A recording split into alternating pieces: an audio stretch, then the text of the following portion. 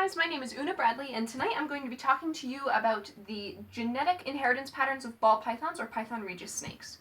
Now this right here is actually a normal ball python. If you went out into the bushlands of Africa, this is the kind of snake you'd see.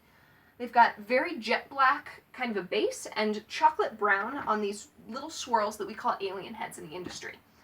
They have really creamy white bellies and these big black bars on their stomachs, and that's kind of how you can identify a normal. Is sometimes you'll have snakes that don't have the bars, and those are definitely a mutation. Now, mutations in ball pythons, or at least these kinds, are actually not, they're non-lethal mutations. They just affect the cosmetics of the snake, how they look, their color, their patterns, stuff like that. And I'm actually going to be showing you two different kinds of mutations tonight.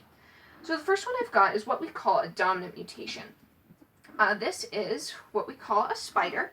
She's got tan colors and black lines down her body, and a yellowish belly with lots of speckles all the way down.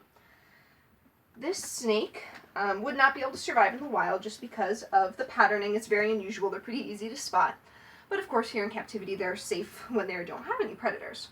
The other kind I'm going to be talking about is actually called a codominant, which is follows a similar inheritance pattern as the dominant.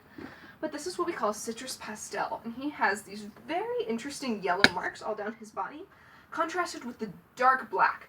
He also has blushing down his sides, right down here, that makes him look very interesting and highly contrasted.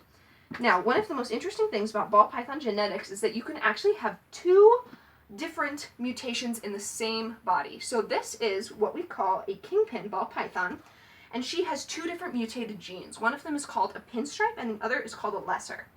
The pinstripe gene is giving her this kind of broken pattern that you're not going to see in a normal animal, and the lesser is giving her that very pretty buttery color. She also has green eyes, which is kind of unusual in a snake, or at least wild-type snakes almost never have green eyes, but mutated snakes often do, and as you can see, she's in shed, and she's shedding all over me. But this is, you can actually have up to 6 different mutations in the same bodied snake.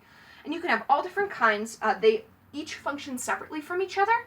So rather than having spider or pastel, you would have an animal that would have spider and pastel genes, which is a really awesome thing. Now, people breed these snakes for their mutations, and I'm actually one of those people, and I've got to get a start on my breeding season, so thank you guys so much for watching. I'll see you later.